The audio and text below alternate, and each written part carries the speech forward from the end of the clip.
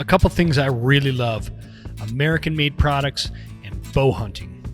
When you can put the two together, it just makes sense. It's a great combination, especially for me. I love this Easton Archery 6.5 bow hunter arrow. I've been pulling that thing back for a long time with this arrow and send them flying all over the place. So, guys, Easton Archery is a great partner for the Western Huntsman. It fits our values. It fits everything that we believe in.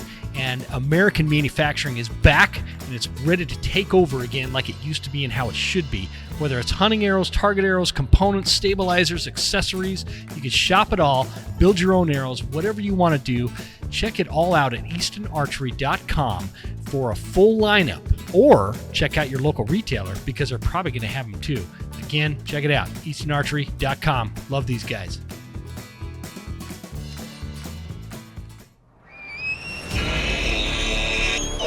Ladies and gentlemen, are you ready to make this elk season your best season yet? If you answered yes, my friends, you are in the right place. From the Western Huntsman podcast, brought to you by Phelps Game Calls, welcome to the School of September, the most comprehensive elk hunting series on the planet. We bring you the world's top archery elk experts to talk strategy, calling, and everything else to get you one step closer to some of your wildest dreams. From the Broken Tine Studio to your knowledge toolbox, class is in session. Ladies and gentlemen, welcome to this episode of the Western Huntsman Podcast. This is Jim Huntsman, your host, coming at you from the Broken Tine Studio right here in beautiful Heron, Montana. A nice spring day, and I have got my good buddy Jaden Bales back on the show for your next installment of School of September. And this one's going to be a good one, guys, because Jaden has a lot of really unique experience that we're going to talk about. We're going to talk a little bit about how you go into a new area and start locating elk, and how we're going to like turn your season into one of the best seasons you've ever hunted. And that's the point of School of September. So I'm really excited about this one. Jaden, welcome to the show, brother man. And I appreciate you joining me. Yeah, thanks for having me, man. I'm excited to chat with you, dude. It's always just a good, easy conversation, and got a lot rattling around my brain lately, and I'm excited to chat with you about it. Yeah, man, I always love getting you on because it's always just this, like you said, it's an easy conversation. We get along good. You have a lot of knowledge and you love to share it. And it's just always a fun chat, man. So I appreciate it. Well, thank you. And on the other side of that, you said I have a lot of knowledge. I also just am always learning, dude. There's never a finish line to this project, that is Western hunting. Yep. So that's like the fun part. Is and maybe we'll talk about it today, is like learning new places, learning new tactics and styles. Like it's all pretty dang fun stuff, and I'm excited to chat with you. I know, man. We've been talking about that a lot lately on the show. Somebody was asking me off the show. They're like, well, like, you've been talking about elk hunting for like 6 years in your podcast. And they're like, don't you ever run out of stuff to talk about? And man, no, I don't because, and here's the thing, 6 years doing this podcast, but also I've been hunting since the 1980s, man. Like, yeah, I've been hunting since the 1980s, and I still every day learn something about hunting. Every time I go out, I could learn something about elk hunting tomorrow while I'm out spring bear hunting, because I'm going spring bear hunting tomorrow.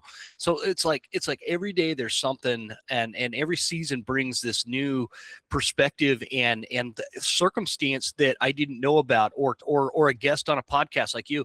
It's like, oh man, I would have never thought about that. And it's just I've come to the conclusion, because I used to worry about running out of things to discuss when we're talking like hunting elk or mule deer or something. And it's like, dude, there is no running out. It's never ending, and everybody's perception of the world and the hunting space and the mountains and the animals themselves, there's so many different ways to look at it and approach it that I just think it's endless. I can keep this podcast going as long as people keep tuning in. I'll just keep it going, man. Yeah, exactly, dude. And the other thing that's like, dude, it's very painful, but it is also important to stay on top of is just like things are always changing. Whether it's the fact that we had basically no snowpack in a lot of the West this year. Up by you did all right actually, as far as the West was concerned. It was low, but it wasn't like terrible. Yeah, it wasn't the 0%ers you saw in like Nevada and Utah and stuff. That, so between like weather patterns and wildfires, and then you have like the whole tag systems that are constantly changing, and just like the fact that we got more people moving into these states, and that's always changing.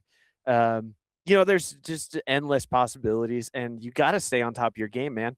I see so often, and I'm gonna point the finger at your generation here a little bit. You're so good about always being adaptable and figuring things out for where you're at. But so many guys in their 50s, 60s, 70s, or whatever, they just get discouraged and are like, I want hunting to be this thing.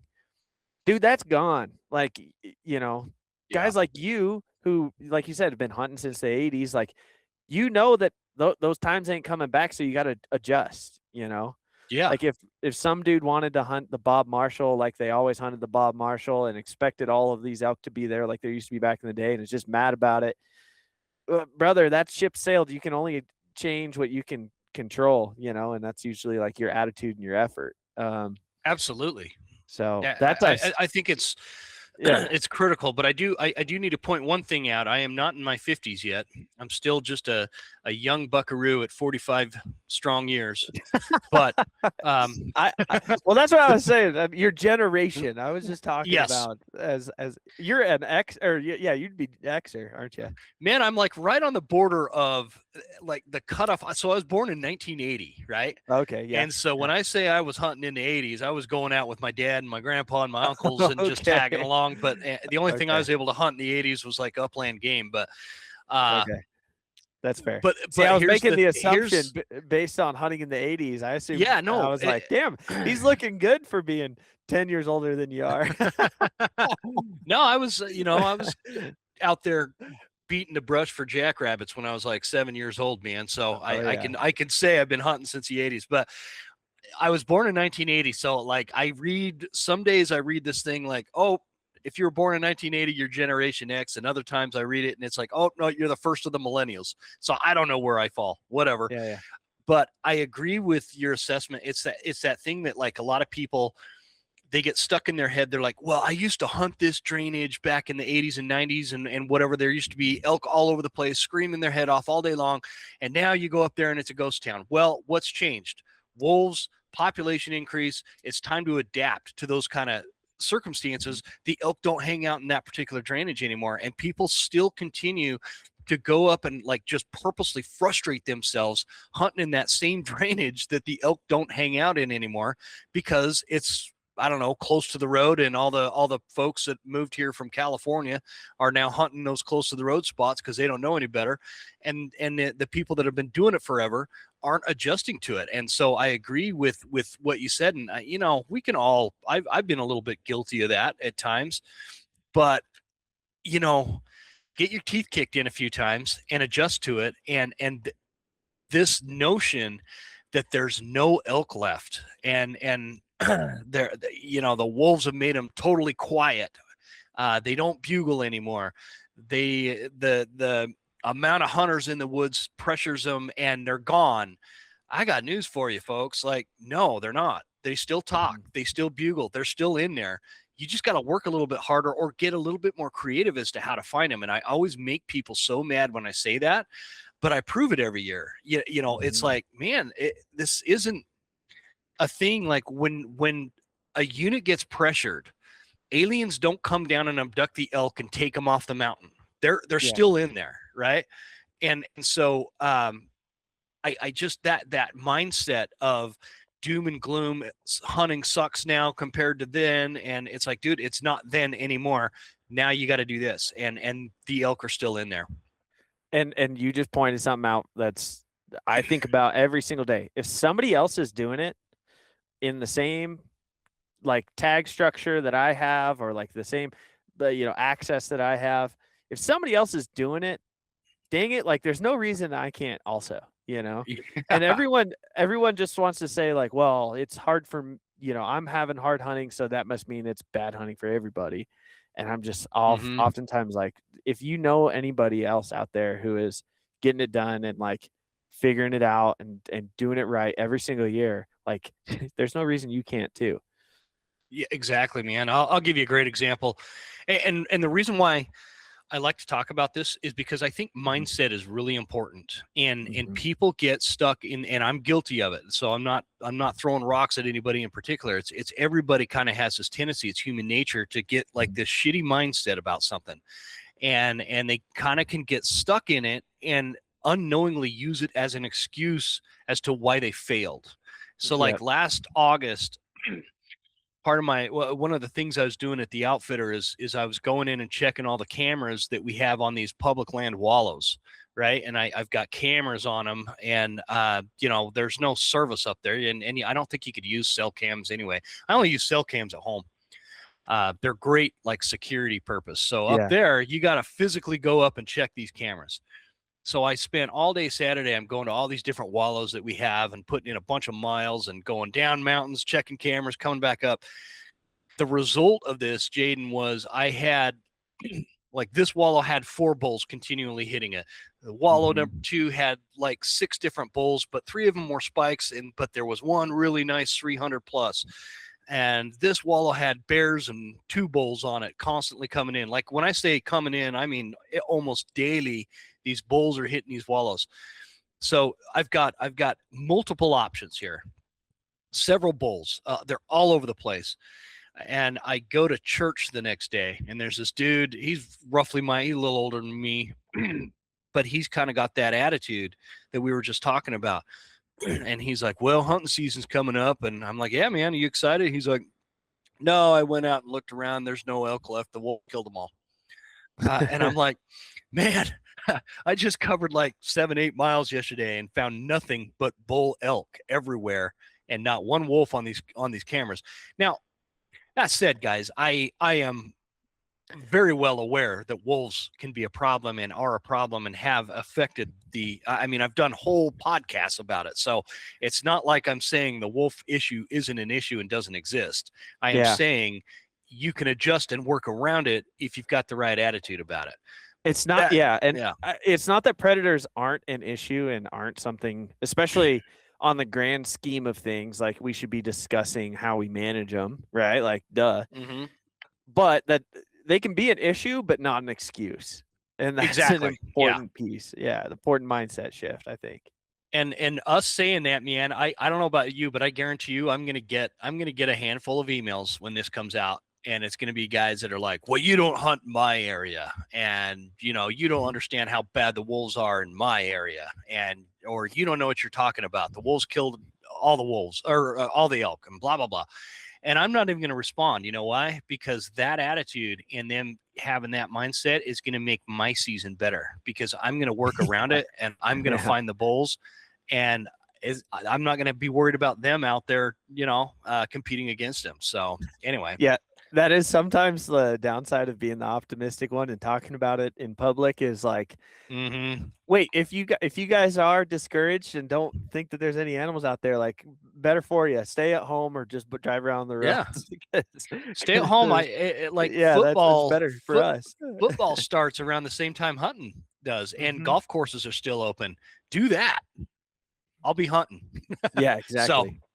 hey, dude, before we get too far, obviously you've been on the show a bunch, but there's always like new listeners. I'd like introduce yourself a little bit. Tell people what you do, both for yourself and also kind of your involvement with Eastman's and all Yeah. that kind of stuff.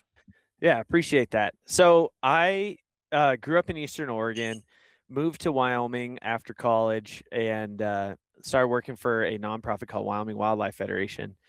And in that same time frame, I started writing for Eastman's. I've also always done a bunch of work with Cody Rich and the Rich Outdoors podcast and that kind of stuff.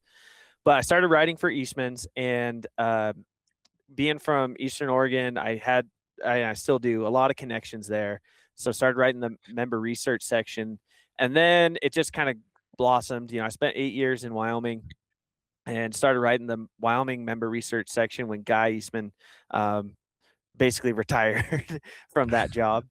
And yeah, so that's been a really cool piece of what I get to do is like just, I've got the ear to the ground on a lot of these different places. And I also just have the benefit now of spending all fall hunting. And so after I worked for Wyoming Wildlife Federation, or I guess you could say while I was working there, I started helping people plan their hunts on the side.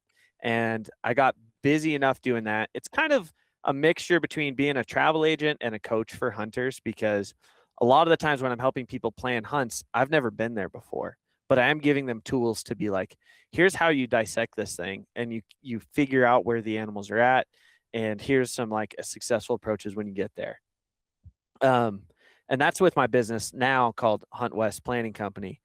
And I've also ended up going to Argentina and traveling around quite a bit. And then I guide in the fall for a handful of different folks. So yeah, it's been basically a really cool ride to just end up thinking about working in and helping people have better hunts across the West. So, and I guess across 2 hemispheres at this point, which is really exciting.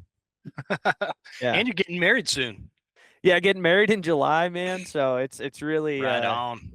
Yeah, life's moving fast, and I'm just hanging on for dear life. That's good, man. That's what makes life beautiful, man. Yeah, that's awesome. So congrats on that. But I was talking to this dude. The other day, one of my day job customer, and he's like they just bought this. He just bought this house, and he's like, yeah, I want to get this, taken care of, blah blah blah, because we're getting married.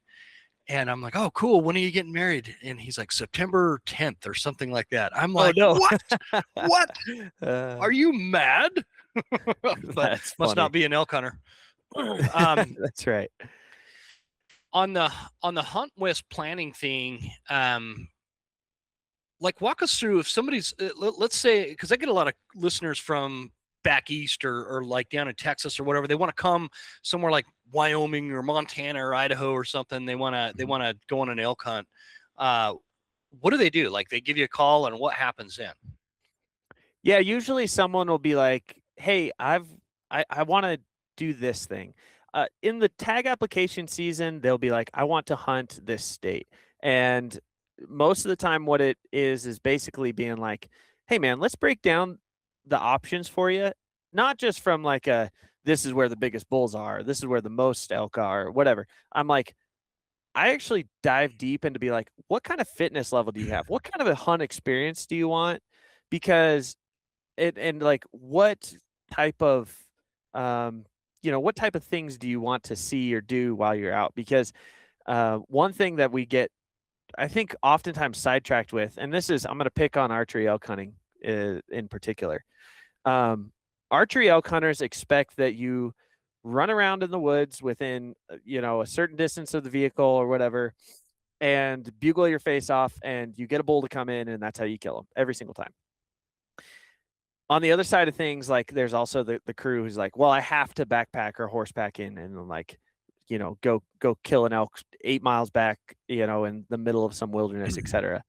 Mm-hmm. And the reality is, like, the way that you elk hunt can work in very different terrains. It can work in different types of units, different densities of elk numbers, different types of bull structures. But at the end of the day, it has to fit your style and the things you want to do and the things you want to achieve while you're hunting. Some guys are super patient, and even though it's like not what they envision at first, like if they're super patient, maybe not great fitness, man, sitting and doing some cow calling sequences on like wallows and like bedding slopes and like things like that, not even that far from the truck, doing some silent, when I say silent, like, I mean, the bulls are silent, doing some calling without knowing the, that's a great tactic to use, right? Mm-hmm. Other people are like, I can hike pretty well, I can't call worth crap though. And I'm like, okay, great. Let's just find you some place to sit high and glass and figure out where critters are at using your eyes. So that way you're not relying on your bugle tube, And then you obviously have the guys who are like, I'm fit. I can't sit still. I can only cover miles, and like, that's just how I am, as a human. And I'm like, okay, great. Yeah. Like, you gotta. So this is a long-winded way of saying people just get a hold of me, usually with an email, and then we set up a session to break all this down. It's kind of like I said, bringing on like a nutritionist meets, that style of like creating a plan for somebody, while just being focused on the Western hunting side. So I really just focus on mule deer and elk. I've done a couple black bear things, but I really just try to focus on those two. And then pronghorn in Wyoming is also pretty popular, but usually the nice thing about them is the planning process isn't quite as detailed. Yeah. Yeah, true. And they just upped the fee for non-residents in Wyoming, right? Like they for is it for points or is it application? So it's just for preference points. Yeah, they had so the law mandate or set a cap at the maximum amount the Game and Fish could charge, and they were running underneath that maximum amount. So starting in 2027, so it's not enacted until January. So this year you can get your points at the standard prices we've known. But starting 27, all deer, elk, and antelope preference points are $75. Gotcha. So, so if it's you're going up like $25. Yeah. Yeah. Well, if you're an elk guy and you're already paying whatever it was, 62 or whatever, 57, it's not a big deal. But if you're also thinking about all three species and you're also maybe applying your family or whatever, then it will add up pretty quick. It's like, oh boy. But then there's also just the fact that like guys like us who are like real into it, dude, we're not gonna it's not gonna change my habits, Yeah. And just as a clarifier, I didn't mention this when I was given the rundown, but I'm getting married in July, and I'm living in Bozeman now, Montana. So I am now a non-resident, even though I'll guide and still pull tags down in Wyoming whenever I can. Yeah. Your residency status is going to be in place for Montana by the time hunting season rolls around, do you think? Yeah. So in November, when all my guiding stuff was wrapping up, is when I finally moved up here. Yeah. So I'm a resident now. I mean, it's only a 6-month turnaround. Yeah, that's true. Yeah, you've already hit that. Okay, so you're good to go, man. Well, I didn't apply. I didn't get to apply as a resident, and I just didn't. I'll just go with general stuff. I didn't apply in the deer and elk draw or like the moose, sheep, goat draw in Montana. I did, and I didn't draw anything. See, I just skipped to that result. I was like, well, that's what I should have done, man. I'm curious because you do write the the Wyoming I can never pronounce this right, MRS. Yeah. For Eastman's. What is like the sweet spot for deer and elk point wise for non-residents in Wyoming? Like what do you recommend? You need to get to blah, blah, blah points. And that gives you like the widest opportunity to draw a decent unit. Does that make sense how I'm asking that? Yeah. If you're running the thin margin, and so one thing at the end of the day that's really difficult is what I'm about to say is not going to be applicable in 1 year, because we're going to see what point creep does, how tag numbers change, etc.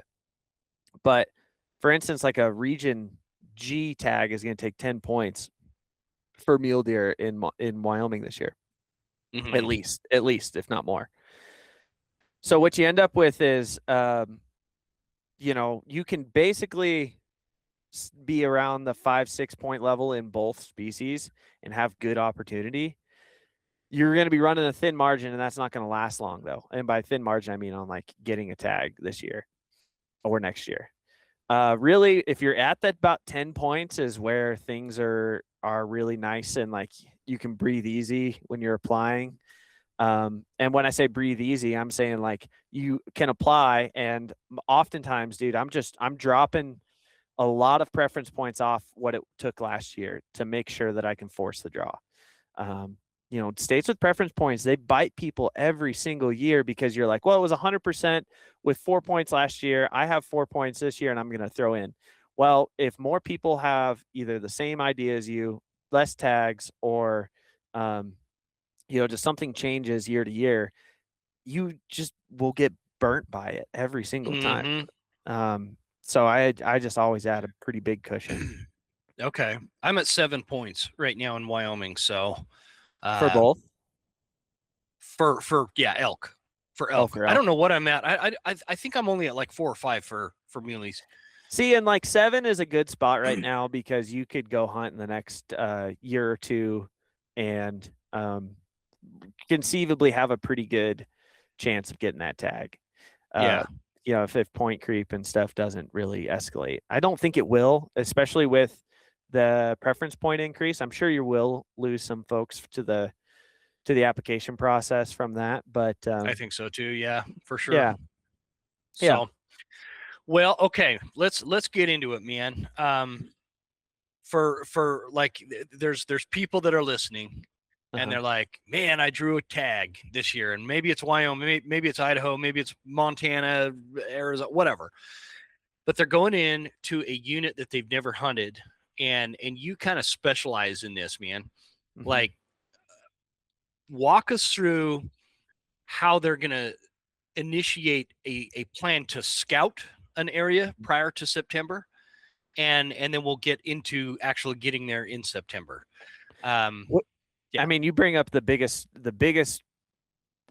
pinch point, I'd say, on learning is getting time in the unit and scouting before you go. I was listening to Cody Rich podcast the other day, and they were talking elk hunting, and they just had like this conversation talking about, pretty much every really good elk hunter, says something to the effect of, I'm not a good elk hunter. I just spend a lot of days. Right.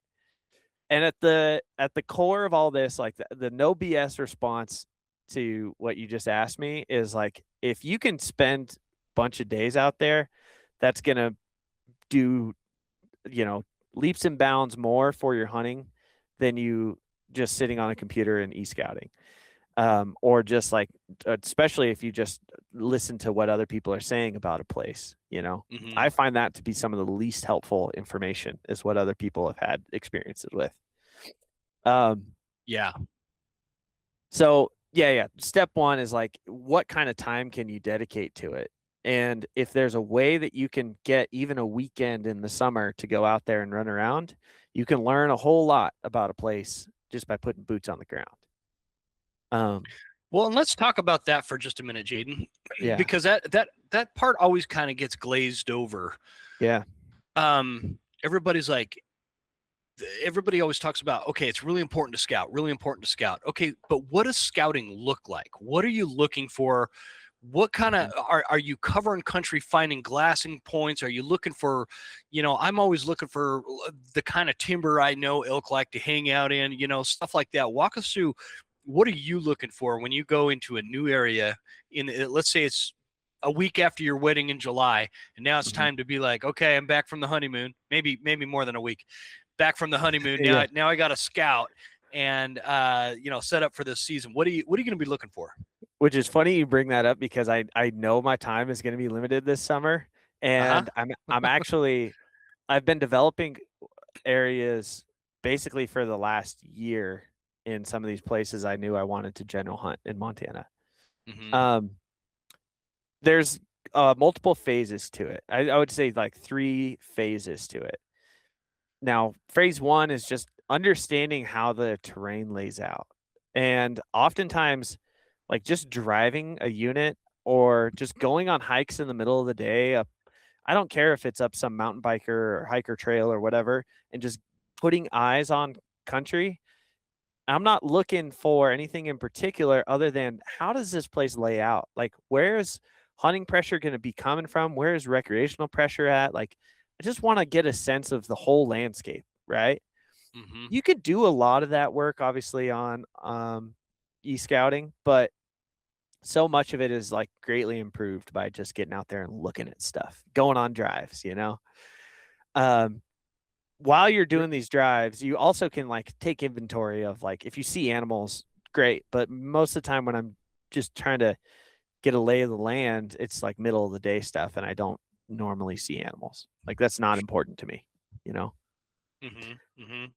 So then once you've got a lay of the land, then I would like to move into a phase that I call like developing an area. And this is where like when you're scouting, you've seen some zones that you really like and you want to dive in and you want to get in there and learn it. I've got this one spot that I'm thinking of in particular that I've been to like 4 times. I've been to it 4 times between January and April. Like I was like, Okay. this is not necessarily like prime scouting time, but the point, and I would suggest people go in there in better times of the year, right? But the point I'm trying to make is that's when I try to find the best glassing knobs, the best, like really hone in on like, okay, this is where I want to be at this time. This is how long it takes to get there, because not only driving there, but then how long does the hike in take? And oftentimes, like in this place that I'm thinking about, like I've found better ways in, and I've trimmed off like 20 minutes to get to a glassing knob in there just because I know a better route now. I love that. It kind of, it speaks to as well, like I remember when like Onyx first came out in the app form, right? Yeah. I was like, man, this is a game changer. This is gonna, and it was, it was, you get these mapping systems and be able to e-scout, but it was like almost detrimental from a standpoint is it created surprises, because the way something looks on your mapping system could be like you get something in your mind and then you actually get on the ground and it's not how it appears on the mapping system. And so I always recommend, if you're going to go scout a new area, definitely e-scout the crap out of it before you get there, and then compare notes when you're on the ground scouting. It'll help you adjust like the way your mind interprets these mapping systems for other areas in the future too, because you can compare these notes, and it's reduced. Like the last few years now I don't have these surprises anymore, because now I understand, okay, when I'm seeing this feature or whatever on the mapping system, and I know when I get there, it's not going to be like it is in my mind, I can interpret that better and come up with a better game plan. And so I think that that's really important, because those surprises, if you think, oh man, look, if I go up this drainage and I could sit right here and I could see this whole like freaking ridge system over there, whatever the case is, maybe there's a grass meadow they're going to be feeding in. And then you get there and it's like, no, it's not like that at all. You can't see down in there at all. Now you've got this kind of problem to deal with. And that's where it becomes detrimental. So yeah, I love what you said there. And when you're actually scouting in the summer, man, like the days are so long and your time in the sweet spot, in the mornings and evenings to see animals is so limited that it's like, man, I got to work out some of these logistics if I can. Yeah. I mean, the important thing to draw attention to is the fact that both you and I live out here. So we get the luxury of being able to do this a lot. It's very tough. And I think we can draw some things in from this for guys who are living thousands of miles away. But we'll just keep talking about like this process I'm talking about. Like a good example, last year, my fiance and I, we went on a hike up to a waterfall, and waterfall was gorgeous, man. I was it was a great romantic hike with my fiance, regardless of the fact that I had this little thing in the back of my brain of like, I wonder if I can get up this basin that's behind the waterfall. And I know, I do that all the time, man. And I'm looking around and like we're taking pictures and stuff, and I go back and look and I'm like, dude, there's no way. I have to go 3 miles around this big cliff band where the waterfall comes off. I have to go like 3 miles around that if I wanted to get up above to the basin above it. And those are the kinds of things that like you can see it on the like I can see stringers of trees going down the cliffs, and I was like, maybe I can get up there. And then I go and look at it and I'm like, oh no, there's a cliffs and the trees are just on a shelf in the cliff. Like that's not going to work, Never good. It's never good. Never good. So that's the whole developing an area, phase, right? Like, so first we have learn the layout of the country. Then you start developing an area, and then you actually get in there and are like, okay, this is a place I need to spend more time. And that's when you start looking at sign, and I mean, obviously pay attention to these things as you're going, but In your July, August timeframe, I'm really paying attention to sign, paying attention to the glassing knobs. Like, is this the angle that I need at first light to see into this place? Or is this a old wallow, or is there a bunch of like rubs on trees that show me that there's elk activity in September here? And then, A, you drop a trail camera, or B, you can hang out there until last light and glass it up, and see what's in there. And I think people usually skip the first 2 phases and they just go straight into 3 when they're scouting. And obviously, if you are making a dedicated trip to go do it, you kind of have to do that. Yeah. But if you have the ability to learn the layout of country before you ever dive in, and then develop an area and figure it out, then you can make your actual scout time really, really valuable instead of burning days, which I've done a lot of, man. Go into some place and I'm late getting to the glassing knob, and then I realize well, crap, I'm late to the glassing knob, and now I can't trust the information I'm about to find out, Yeah, definitely, man. And that's like you said, man, that's what makes it hard for the non-resident hunter. That I want to talk about that for a minute, because you got to put it into everything's got. I try to keep things into what is pragmatic and what is reality for folks. Young dudes, 20s, 30s, maybe they've got young kids. They want to come from Pennsylvania or something and hunt Montana, for example. I don't recommend Montana. I recommend all you guys go to Wyoming, but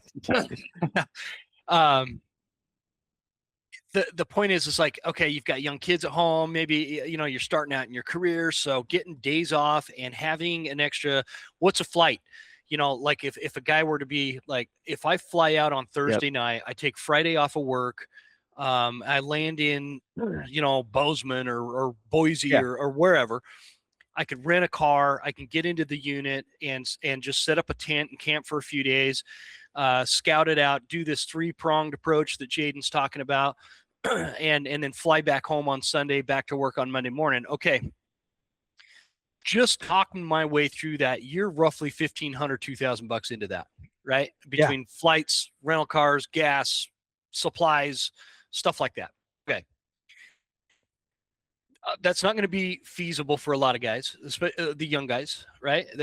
But if you have those resources, I that's exactly what I would do. If I were to go to Pennsylvania to whitetail hunt, I would probably do that, right? I don't know if that's even a thing, but I think it is.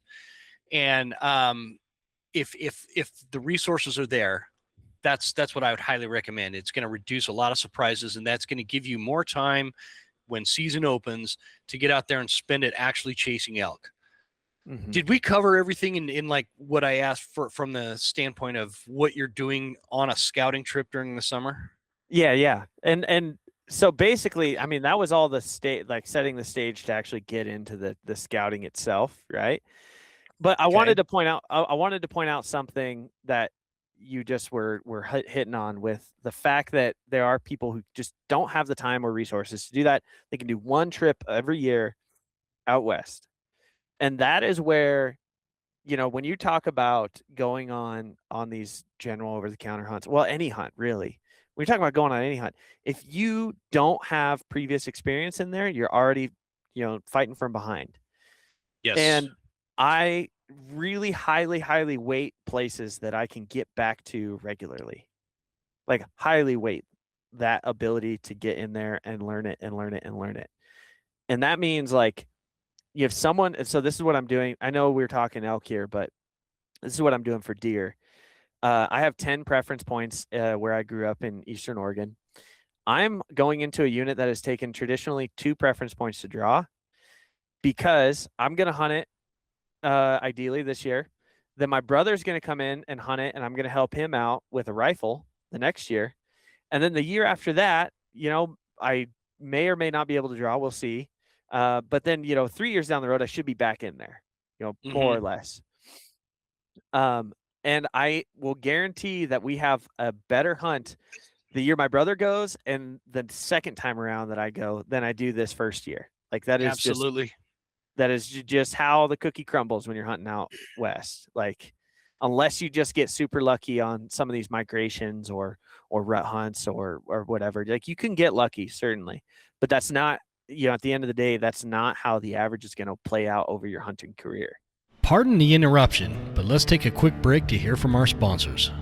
I've been sporting this Browning X-Bolt, guys, and I got to tell you, I've been really happy with it. They even have now the X-Bolt 2, the Browning X-Bolt 2. This is this stuff. I'm always, if you're in the market, it's always cool because I get listeners that they like write in and they're like, hey, I'm in the market for this, I'm in the market for that. One of the most common things is a rifle. Like, what rifle do you recommend? And I don't know why they'd ask for my advice, but if you are, you can experience total accuracy with the X-Bolt 2. This Veritech stock is like adjustable. That's a really important feature with any rifle. So if you're longer or shorter than somebody else, you can adjust that stock. I love the DLX trigger. I love the weight. I love how smooth the action is on this rifle. You cannot go wrong with the Browning X-Bolt 2. It's legitimately a step up from like these over-the-counter type rifles. If you're gonna stick to that over-the-counter rifle lineup, the Browning X-Bolt really deserves a second look and serious consideration because it's not going to let you down. I absolutely love both of mine. Check them out at browning.com. I only look for a few things when it comes to a hunting pack. And I've run a lot of different packs over the years, between my time in the military to when I was a kid running around the mountains with that Vietnam-era Army-Navy surplus one I bought, to all the packs I've had now, some very high-dollar ones to some very cheap ones. There's a lot of things I like, but the things that are important to me is it needs to be water-resistant, it needs to be good at load-bearing, it needs to, help prevent that sweat that builds up between your back and the actual pack that drives me crazy. And it needs to be functional. I like to have the proper pouches and a good belt pouch and things to set up and accommodate the way that I like to hunt. Man, I tell you what, the Mystery Ranch has achieved all those things in both packs that I have, between the Sawtooth 45 and the Sawtooth 65. You can also get the Beartooth 85 and the Marshall 105, depending on how much time you want to spend in the backcountry. I couldn't recommend this pack more. It's super functional. It's great at packing meat. It's great at packing everything that I need for the day, whether I'm guiding or if I'm just hunting. It keeps the water out. Super functional pack. Couldn't recommend them high enough. Check it out at mysteryranch.com/mysterium and let them know the Western Huntsman sent you. Thanks for listening. Thanks for those who support our sponsors. Let's get back to the show. Yeah, that's a great point, man. That's a great point. Some of the guys that I guide with, they're so well. I always, at first, my initial reaction is like, man, these guys are just really good at hunting. These particular guides are just really good at hunting. Mm-hmm. You know what it really is? They've been guiding on the same 3 mountain ranges for 20 years. So they know where the elk are at. They know where the deer are at. They know where the bears are. That, I think, trumps, knowing an area, I think trumps your calling skills, your, spot and stock skills, your glassing skills, all that kind of stuff is that we see is very important, which it is. I think it gets trumped by somebody who's just always in there, and has the ability to spend that time. So that's a great point, man. And it's funny, I'm watching guys in Montana, residents in Montana, struggle with this right now, because when the systems changed a few years ago, they created a bunch of sub units for archery, for archery only in different parts of Montana. And they were really easy to draw for those guys. So they were able to get out there and get hunting, but they gained in popularity. And now I've got multiple friends who are like, I hunted this place 3 years in a row, and then the last 2 years I haven't drawn. Or then I hunted 2 years in a row, didn't draw, drew, didn't draw. That kind of a thing is happening now. And I'm looking at it man, that means every year you don't draw that tag, you have to restart. You are starting from scratch. There's a balance in here, right? Between doing just general over-the-counter stuff every chance you can and these really good tags. But if you're going to be doing these really good hunts, you just got to invest in those places and understand you're not going to kill something, or you're going to be spending scouting time even when you don't have the tag in order to make it worthwhile when you do. That's a really good point. Let's kind of tease that one out for just a minute, because I think Yeah. one thing that I've seen. How do I put that? Like, I'm not trying to be offensive, but like, Let it rip, buddy. okay. So these dudes these hunters, they'll build up all these points and like draw finally this unit they've never been in, but it's like this super limited entry draw. And there's almost like this cockiness that comes from that, from a standpoint of, oh, I don't need to go scout it. It's a limited entry unit, man. There's going to be elk around every bush and tree and up every drainage, and there's going to be giant mule deer everywhere and blah, blah, blah. Then they go in there and get their teeth absolutely kicked in. They just spent 10 years working into this tag. They finally get it. And they think that because it's this limited draw tag, it's like a shoe-in for a notch tag, and that's just not the case, man. These tough to draw units can also be very tough to hunt, especially if you don't know it. Do you feel like people waste their tag by bypassing the scouting aspect of it on these limited entries because they think that there's going to be big bulls and big deer everywhere? Yeah, absolutely, man. And I've seen this since I was a kid. Like, I grew up in the big 3 units for elk in Eastern Oregon. And it's always, since I was a kid. Actually, my grandpa said those used to be the small bull units, and they would go elsewhere if they wanted to find a big one before they went so limited with it, which is really interesting to me. But regardless, super interesting. Regardless, though, like, people would come out, and in particular in this case, like, they're usually Portlanders. People who live in the Willamette Valley would drive 6 hours to come hunt these places that took them 20 years to draw. And they wouldn't know anything about the ground, anything about the actual bulls that are on the landscape. And they would get their teeth kicked in, for lack of a better term, like in a place that was like, super touted. Now, the guys that I grew up around who were able to like scout it, like whenever locals would draw the tag, you just had enough previous information from that kind of local knowledge that you could do pretty well. But man, I really hate chasing dead animals in today's Western landscape. Like, if you heard of a giant this or that or the other thing that got killed at some point in the past, like oftentimes people will go there expecting the same results for themselves without realizing either A, there's always a certain level of luck to this stuff, or B, that person put in a lot of work and you have no idea how much time they actually spent to get that result on the other end of it, even if it was a great tag. Yeah, man. Yeah.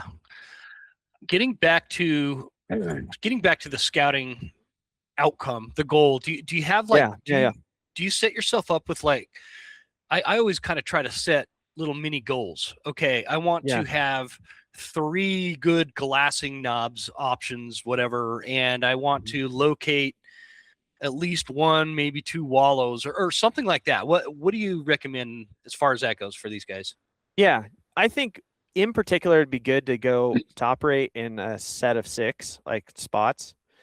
And if I can, what I'm going to try to do, each unit's a little different, but this is what I try to do with my clients, especially. Okay. I try to have 2 high country spots. I try to have 2 lower elevation spots, usually like a canyon or some sagebrushy, transition stuff. And then I also like to have 2 spots that are maybe tucked behind some sort of safety, and by safety, you can either think of it as like a super limited, entry unit that not a lot of hunting pressure's in. You can think of it as private land. That's the most common one. There's also just like national parks, right? Like here I am living pretty close to, and I've lived pretty close to Yellowstone for a long time. Like, that's a safety zone. There's no going in there. And that's also a place where animals will feel safe. So I like to think of it as like, if I have 2 spots in each of those 3 areas, I'm going to have a really good sense through scouting where the best opportunity is going to be. And this has been what surprised me more often than not. Like, it's really, I don't want to say easy, but it makes a lot of sense to people to go to the top of the mountain. And I like doing it too, but go to the top of the mountain where you can glass, or you can, have good water and it's like clearly good feed. That stuff I think is pretty self-explanatory, but it's those like safety spots and the low spots like that I think can hold some of the gems, because it just is like you'll find a little nook that for whatever reason, whether it's because there's an alfalfa field 2 miles away and they make the trek every day to it, or it's just like this little pocket of really good habitat that's not in the place that you'd expect it to be. Like those places are really nice to have for when you get a big storm or things aren't working out or you're tired, like physically tired from being in the high country. That's a great point. That's a great point. It's okay to take an afternoon and sit in one of those spots every once in a while just to, I've done this. I've overdone it to the point where it's like, man, the next day I'm just wrecked. But I'm getting old, so that happens more often than it should. I think it happens to everybody though, and like they don't realize that if you push yourself to the point of like not being effective anymore, like I don't care if you're grinding it out and you're mentally tough, like that's important to have. Like you got to have that. But even if you're mentally tough, but you're just not like operating at 100%, you got to have something that keeps you hunting while also letting yourself recharge a little bit so you can keep going day after day after day.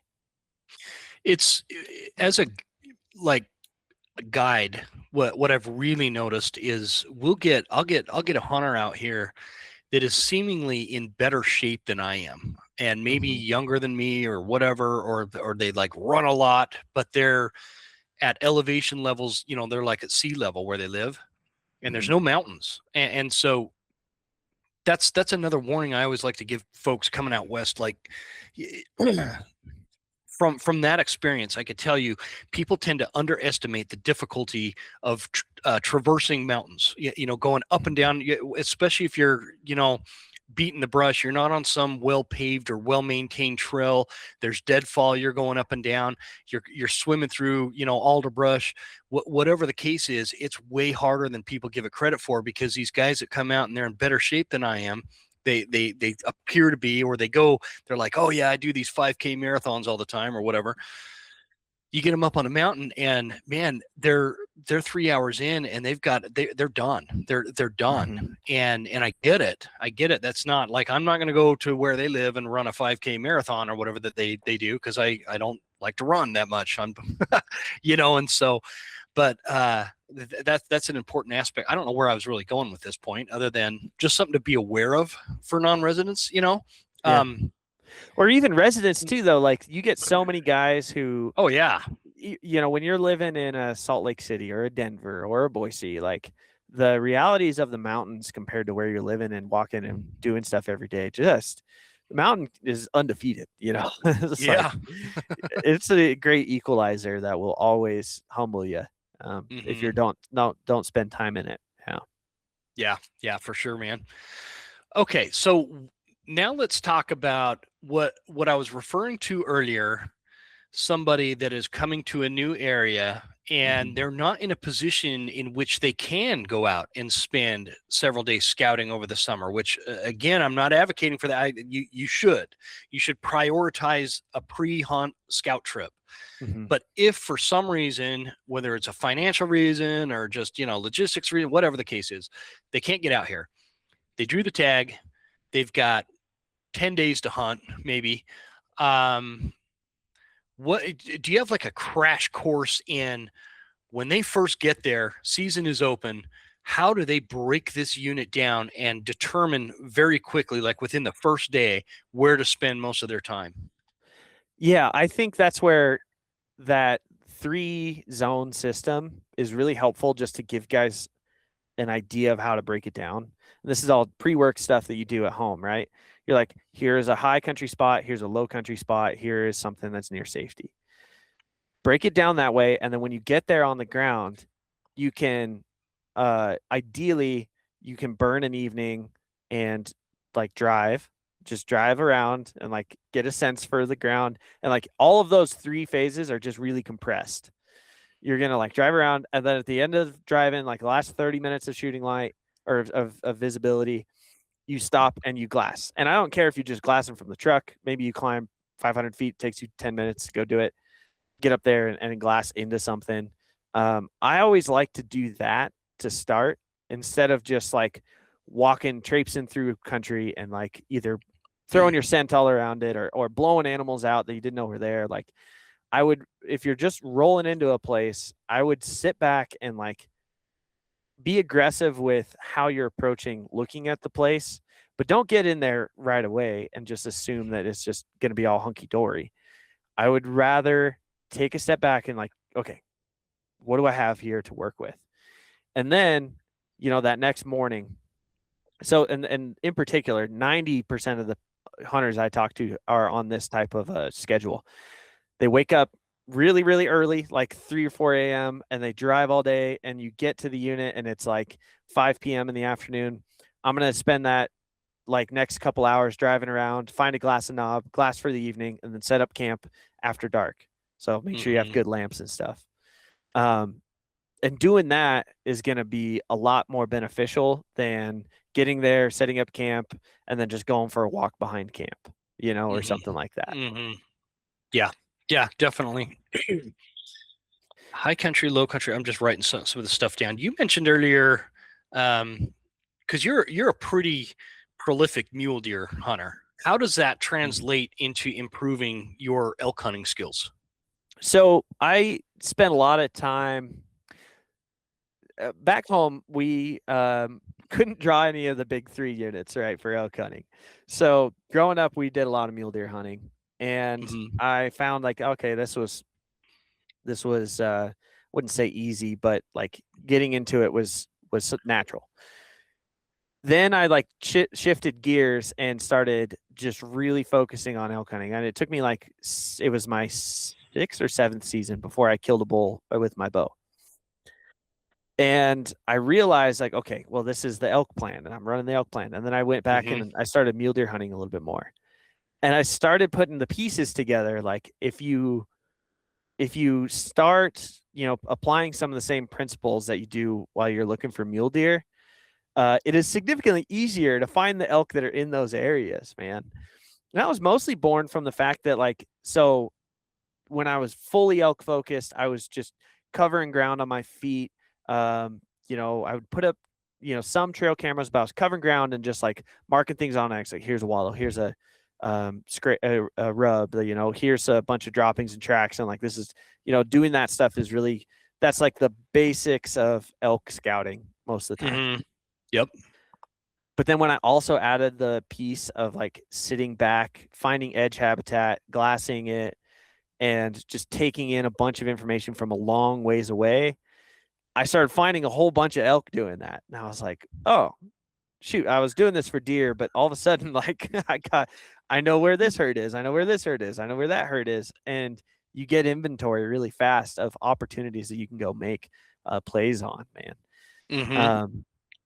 And the other cool thing, so then I fast forward a little bit, I drew a decent tag in a place that I liked to mule deer hunt in Wyoming. I'd seen elk while I had been looking for deer out there. And then I was like, I might as well put in for this tag because I know the country, right? And that's when I started blending those two things together. I was like, I have a goal. I'm going to see 100 bulls in the spring summer scouting, so that I know what's in this unit. And then once I've seen 100 bulls, I know, okay, I'm going to go after the top 5-10% of those bulls. So that way I know exactly what's available to chase here. Gotcha. That's exactly what, if you're looking for big mule deer, that was the exact same program I was running for that as well. It's like to find a big buck, like you have to look over a lot of numbers, and then you know where one is, ideally, or you at least have an idea of what the composition of the place is. And you learn a ton doing that. Man, you sure do. I love what you're saying there. It's just getting me excited, man. I mean, I love elk hunting, man. I do, but gosh, I'm kind of getting back into this thing that I used to be all about mule deer, right? And then that kind of went by the wayside, and I started getting into, actually, I've been really into chasing big mountain whitetail lately, because that's a lot of fun. I got a pretty good one last year. And, but now I'm starting to, after going to Wyoming and hunting that muley last year and getting him, which, by the way, the taxidermist should be calling me pretty soon, I think. What month? It's May, right? Yeah. Now I probably got a couple more months. Anyway, he's a good dude out of Gillette there. But anyway, I'm starting to get back into this mule deer thing, and I don't want to derail us because this is School of September, but I have some big plans for mule deer this year. I might have to pick your brain on a couple things too, because Yeah. I feel like I'm rusty with muleys, which is what I grew up hunting. So it's interesting being in that situation, man. Okay. The cool thing is too, though, like, and this is just the fine point on what I was just saying is like, Mhm. as you're looking for mule deer, you are going to find elk. They might not be right on the same place. Like last year, I went into this spot anticipating, well, actually, I had a non-resident deer tag, but I was really anticipating spending more time in the future in this one part of Montana. Mhm. And I went in there, found some bucks, and I was like, nice, let's see what else is around here. I pop up and over, and they're, a mile and a half away from where I'd been looking at mule deer was a giant 60 head of elk in the alpine. And I was like, oh, roger that. I know where those are, and they could just feed back and forth with one another for sure. Nice. Yeah. That's a great point. I accidentally found out, to reverse what we're talking about, I accidentally found out where some big old mule deer are. This is after I'd filled my deer tag here in Northwest Montana by looking for elk. I was out looking for elk for actually a client, and I'm like, man, I've never been up on this little ridge system way up here. It's super high altitude. Get up there, man, there's giant bucks everywhere. None of us have deer tags anymore at this point. So anyway, we talked but that a little goes bit. back that goes back go to ahead. you're developing an area though. Yeah. And like obviously you got into that area because you're like, I think it has this thing. You get in there and you're like, oh, it doesn't have that, but it has this, it's like the opposite. That place I was telling you I was developing over this last couple months, I thought it was going to be a good elk spot. And I've only found mule deer in there, which, for my muley bug, like I'm excited about. But if I'm trying to double up on species, I'm like, okay, probably not going to go in there. If it's September, I'm over here like, let's go to a place where, I've scouted out and learned that there's both. But yeah. It's just it's a cool way to do it. Well, and it just helps. Like years go by, man, and you start putting all this stuff together in your head. Like I remember 15 years ago, I had this spot where I knew the mule deer were always hanging out, but I could never find like a big buck. They were all like 4 point or less kind of thing.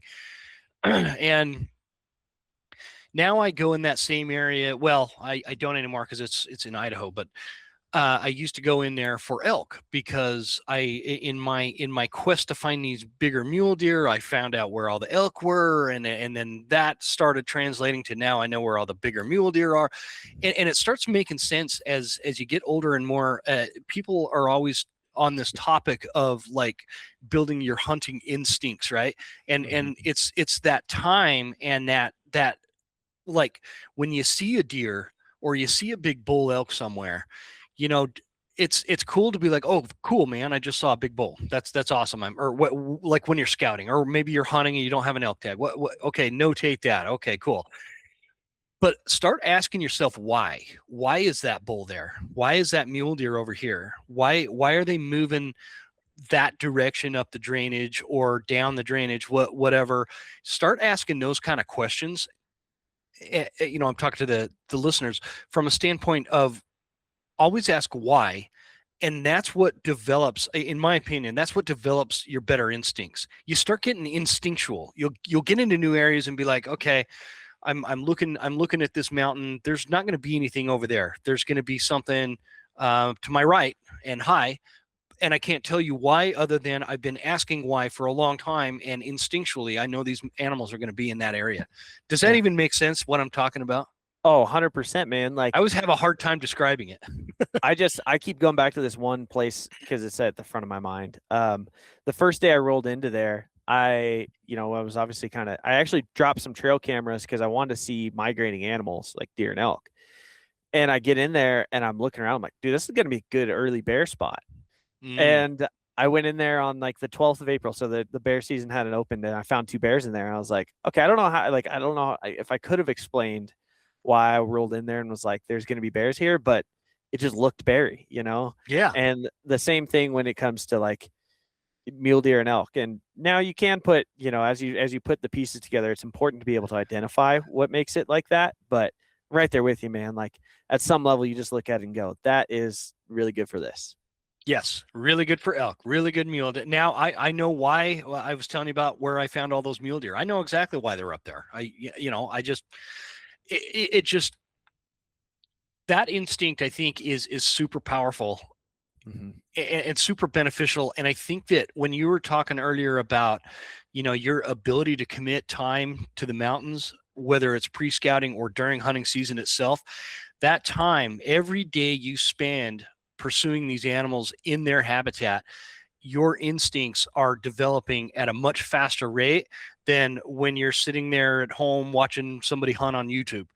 And it's just I think it's a really important aspect. And I one day, Jaden, I'm going to figure out how to describe it and explain it better, because I always just kind of monkey my way through it when I'm talking about it, because I don't really know how to describe it. But anyway. Yeah.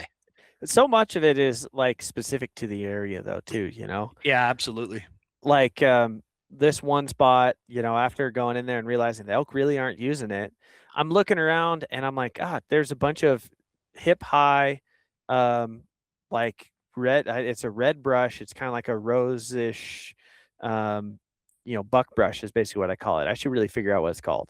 But anyway, I'm seeing all this like hip high stuff. There's good like pockets and stringers of trees and stuff. And I'm like, oh, like, duh, this is better mule deer stuff than it is for elk. And you piece that together. I went to another spot that I thought it would be a good spot to develop. I get in there because it's like an old burn. And I'm like, okay, this is going to be good for mule deer in particular. And I was totally wrong, because all of the burn has just regrown back in like chest to 10-foot tall reprod. Like, oh, I hate that stuff. Oh my God, it's like horrible to walk through. Oh, it's terrible. And I'm like, oh man, like this is not what I thought it was going to be, I knew that as soon as I rolled up to the glassing knob, Man, that reprod though, if you can get through it, there's always elk on the other side of reprod. I swear, like that. You find that real nasty thick reprod that nobody wants to traverse. Dude, last year, me and my daughter walked like 2 miles through this reprod.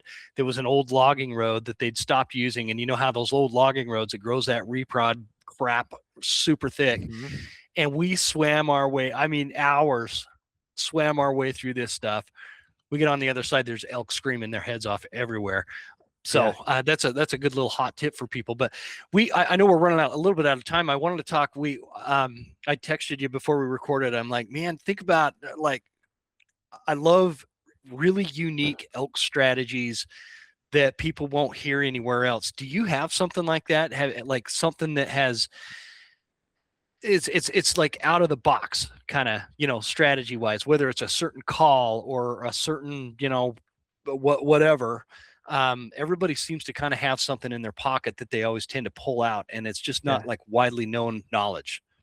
So obviously people have picked up that I like to glass a lot. And most of the elk, whether it's, I'm trying to think, I called a bull in for a guy last year, but it was elk herd that we had glassed up. So it's like, okay, it is important to like, have all the tools in your toolbox, right? But here's something, obviously within the umbrella of glassing for stuff, one of the most valuable ways that I feel like I glass is I glass across crap that I can't hunt. And whether that means I'm like glassing across a highway, or I'm glassing across private into public, or I'm glassing, we were talking about all these little safety features. Like I really like putting some feature between me, glassing across a lake. Those are great. I like to put some feature between me and where I'm looking, because like it just is what usually where you're sitting in this scenario is the place that everyone is going to go. And, it's so when you say fun. they're going to go there to hunt that, not glass from it. Is that what you mean? Yeah, exactly. Okay. Yeah. Like, let's just take an example I pulled up on my Onyx here. There's a trailhead that I know everyone takes to get into the backcountry, and they're walking down the middle of this really heavily used trail, right? People are just going to take that trail and they're going to go boot back into the backcountry, hope there's elk near the trail. Well, instead of doing that, I would rather climb up, 5 6, 7, 800 feet up the hillside right above the trail, and glass right above the trail. Like I'm putting this in like this river and lake system between me and where I'm looking. And then if I see something, I've got a bridge, I can go like drop down, jump across the bridge, and then go back up into where we're looking. That's all predicated on the fact that you're not trying to kill that animal right now. You need to find animals, right? Mm-hmm. But I would so much rather watch where these animals go into the timber, or like, bed down. And if it's open country, you can watch them bed down in juniper trees or whatever. But if you can watch where they go after they're done feeding for the morning, dude, I'm like, awesome. I now can control the variable of where my scent is at, because I can get in there with the thermals pulling up.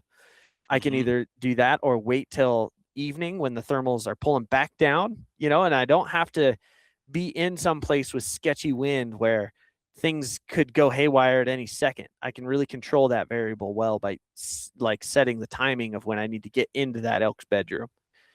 So yeah, that's like at the base of it, is like, if I can control, that. especially that wind variable, man, the best I can, I'd rather kill that elk today or kill that elk this season than try to kill him right now. And everyone's just trying to kill one right now and not thinking about that bigger picture. Man, I couldn't agree with that more. That's you just kind of explained it in a way that I've never been able to explain it, but that's a really good way to put it.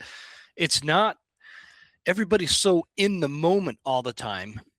In the moment right now, man, I don't see any elk. I'm and you'll hear a lot of people ask, "Hey, how do you stay motivated? How do you stay motivated on the mountain when you're not hearing bugles, you're not seeing elk, you're not doing this?"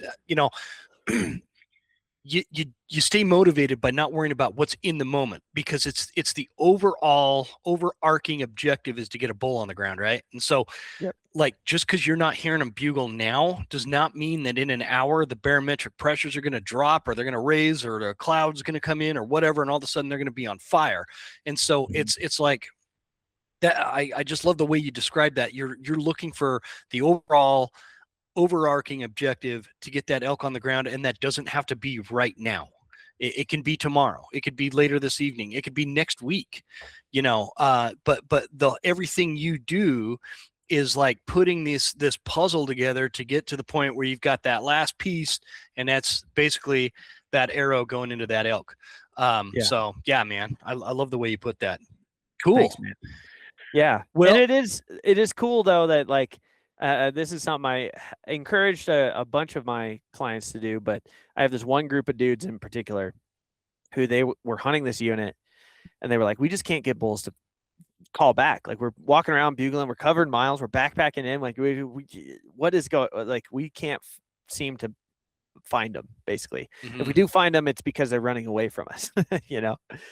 And so we shifted them to this glassing strategy, and they still didn't actually run an arrow through an elk, but they were like, okay, once we sat back and found where some pockets were, and this was in like heavy hunted Colorado, basically over the counter unit. Yeah.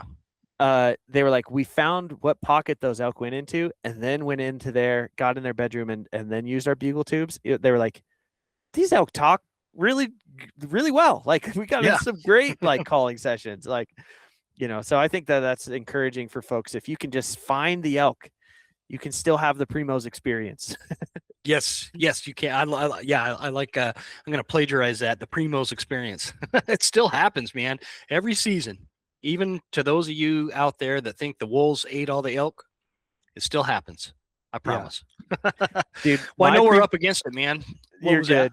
I was just going to say the funniest thing, like last year I had some really good elk hunting, but my Primos experience that caught me off guard, dude, August 30th, September 1st, September 2nd. It was on fire right next to the roads. Yep. I was like, what in the world? That's happened. So, some of my best calling days have been those first couple of days of season. And, then there's always like this lull for me from like the 7th through the 12th or so. It just gets real quiet for a minute, and then it gets back on fire. And, I don't know. It changes a little bit every year though. So yeah, that's the thing. We called in a buddy. We were like, I was actually, I had a cow moose tag, and I was cow moose hunting when we were in there in this elk country. So we had a bunch of friends there with elk tags, but they were all focused on helping me, which is super nice of them. And we called this buddy like, dude, if you want to, we got plenty of guys hunting moose. If you want to hunt some of these elk in here, like someone needs to kill one of these elk. He gets there on September 3rd and we hear one bugle. And I'm like, dude, I swear we have videos and like photo proof. They were going crazy in here, I promise. But then it just like shut off, you know? Isn't that weird, man? It's so weird. I've had it where, dude, like I'll go out in the morning and I know there's elk around. Like I've either seen them there or whatever. And I'm calling, blowing my freaking bugle tube all over the place. Nothing. Go back to the truck, have lunch or something, and then go back in the afternoon and it's a rut fest. It's just that's the nature of it. And that's what makes it so much fun. And man, it's just, that's what we all dream of, September, those rut fests and Primo's moments, as you call it, it's just, it makes all the headache and ass ache and everything that you go through worth it. So, Yep. I absolutely agree, man. Well, cool, man. I really appreciate you coming on and doing this. And I think that we covered a lot on a topic that a lot of people just kind of glaze over usually. It's like, oh yeah, scouting's important. But anyway, when season's open, here's how I bugle them and here's how I do that, and that's all good. That's all great stuff. I love those conversations too. But I always like try to hone in on certain topics that people tend to kind of glaze over. And I think that the actual activity of scouting, that the actual, steps you take to become a productive scout trip, make it a productive scout trip. I think that gets missed a lot. And you were able to kind of map that out for us. So I really appreciate it. Well, I appreciate that, man. But, one thing that maybe you can go deep on is like, what are the pieces of sign that you're looking for? Like what's productive elk sign? What's the difference between moose sign and elk sign? Like, where can you tell if it's a wallow versus just like a wide spot in a creek? Like those are you can do podcast on podcast just on the actual specifics of what you're looking for and what it means too. Because maybe we should. We should. I actually that's something that I always, especially when I'm guiding, I always want my clients to be like, when they leave, whether they got something here or not, they leave better hunters than when they got there, and so that's something I'm always talking about with them on the mountain is like, okay, you see that elk poop there. What does that tell you? What does that tell you? And sometimes they'll be like, oh man, that just means an elk was here, maybe this morning. And no, that's like 2 weeks ago. And so, I love talking about that kind of thing because those little details matter on the mountain. If you can identify, hey, here's a random rub on a tree versus, okay, there are 10 years worth of rubs within a 500-yard radius of us. What's the difference? We should break that down, man. I think that'd be a good one sometime in the future. Yeah, so absolutely. Finding a little, like on that note, like finding a little, couple of rubs and like a 4 or 5 mile walk, that's not interesting to me. If I found one spot that's just got 10 years of them, I'm like, oh buddy, this is where I want to be. That's where you go at some place at some time in September. Yeah. All right, brother, man, tell everybody where they can find you.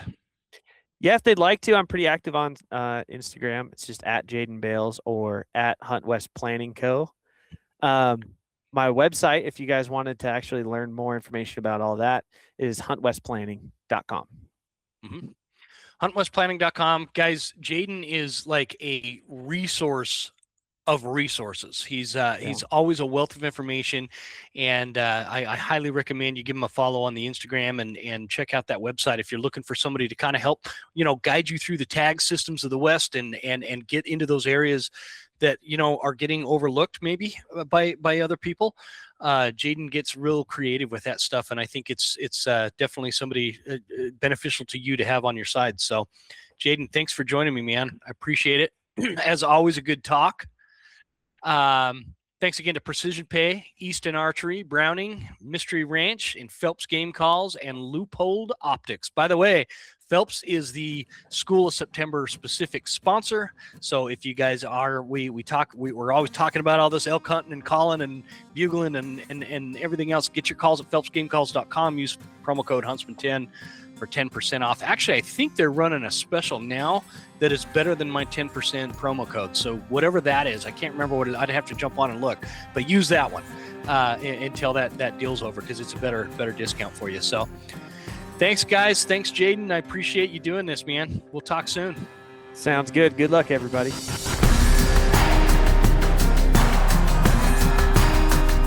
You made it! That's the end of the episode. Thank you so much for tuning in. Please make sure you're following us on Instagram at The Western Huntsman, and write us a good review at Apple Podcasts. Thanks, guys. See you next time. Stay Western, and I'll see you on the mountain.